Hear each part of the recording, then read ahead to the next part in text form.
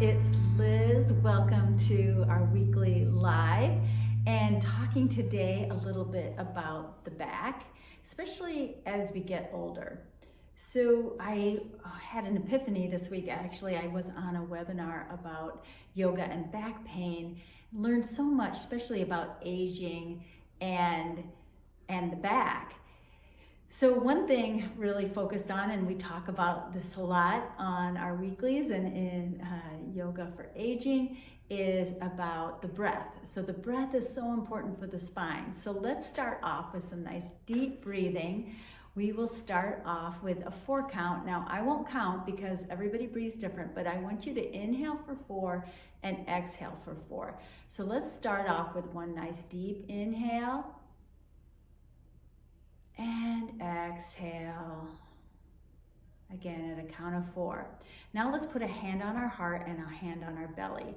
Let's take a nice deep inhale again with a 4 count. And exhale. Notice, did your hand and both hands move? So take another breath if you didn't notice before. See if both hands are moving. That means you're getting a deep inhale at the top of the lungs and the bottom of the lungs, and the diaphragm's dropping and your pelvic floor is dropping with each breath. And then on the exhale, everything's lifting. Good.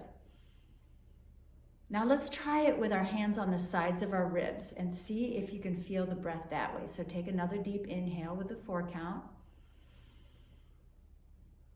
And an exhale on 4. Good.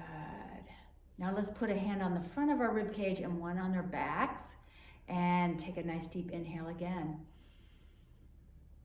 Are you feeling the rib cage move with every breath? It's really important. Maybe put both hands on your back now. Let's give ourselves a nice internal back massage. Take a nice deep inhale right into the back body. Can you feel it right there? Take a deep inhale. Let's take a deep inhale down by the pelvis.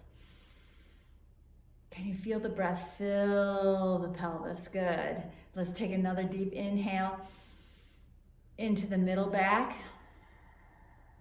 And then a nice big inhale right behind the shoulder blades.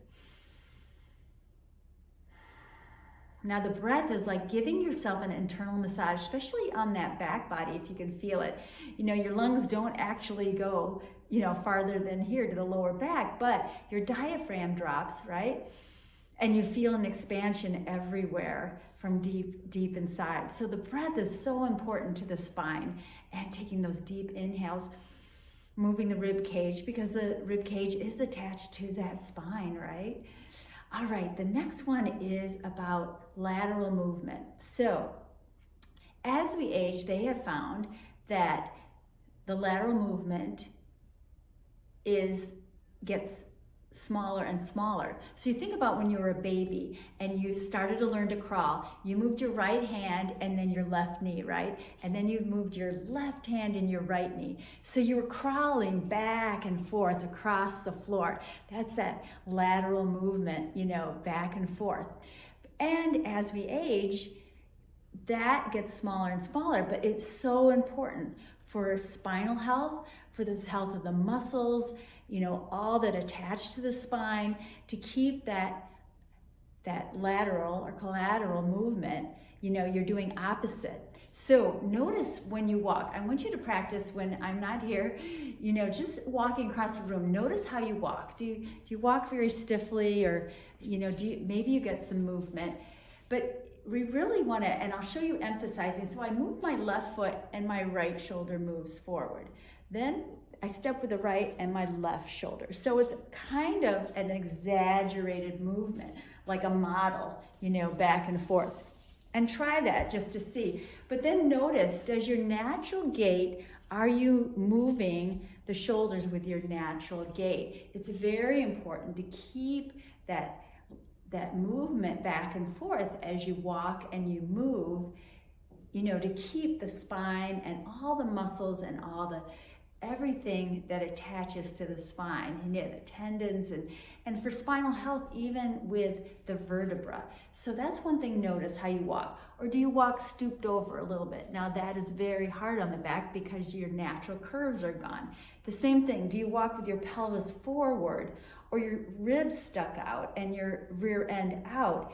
That is exaggerating and hard on the body for that natural curve. So we want to find some natural ways. I'm going to tip the camera down a little bit. But the other thing is with your pelvis. Now, if you press on that pubic bone, that front bone on your pelvis, and those two front bones on your pelvis here, these two pointy bits, and then the bottom of your rib cage, they should be about in the same plane. You don't want your pubic bone way ahead, and you don't want your hip points way back, right? Because that is creating, you know, exaggerated curves of the spine where it's not really natural. You know, you have that inner curve here in the lower back, and then you have this upper curve, and then of course you have the curve of the neck.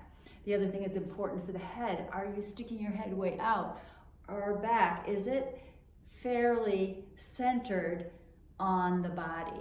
So a couple things to notice when you're walking. Do you use the natural lateral, you know, this lateral movement side to side, you know, opposite foot and opposite shoulder, you know, and then see where your pelvis is, where's your rib cage, where's your back, you know, so are you getting that movement? The other thing that's important, and we get it from dance. So one thing they recommended on this webinar is to take up dancing if you don't already dance, because that gets that movement going. You think about all the dances we used to do in the old days, right? But that was really important because you're doing that movement, you're moving the way the spine is supposed to move, back and forth, right?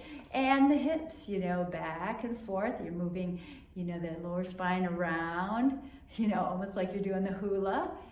These are really important for the spine to keep that flexibility, keep, you know, limber. You know, as we age, things stiffen up, and we want to keep that natural movement. So you're doing it without thinking all day. But, you know, maybe take up some dancing. That will help your spine. All right. I hope you get out there and get some movement back and forth. You give yourself an internal massage with that breath, and we'll see you next week. Same time, 7 p.m., live on Facebook and on Zoom. And also in 2 weeks, starting February 13th, I will be doing another workshop on 5 natural secrets for bladder leaking. So we'll be using some yoga tools, we'll be using some natural methods, things you can do if you have bladder leaking. So we're going to be talking a lot about that. So be sure to sign up February 13th, 14th, 15th, free workshop, 12 o'clock Eastern Standard Time. I hope you join me then. All right, see you everybody. Take care. Bye-bye.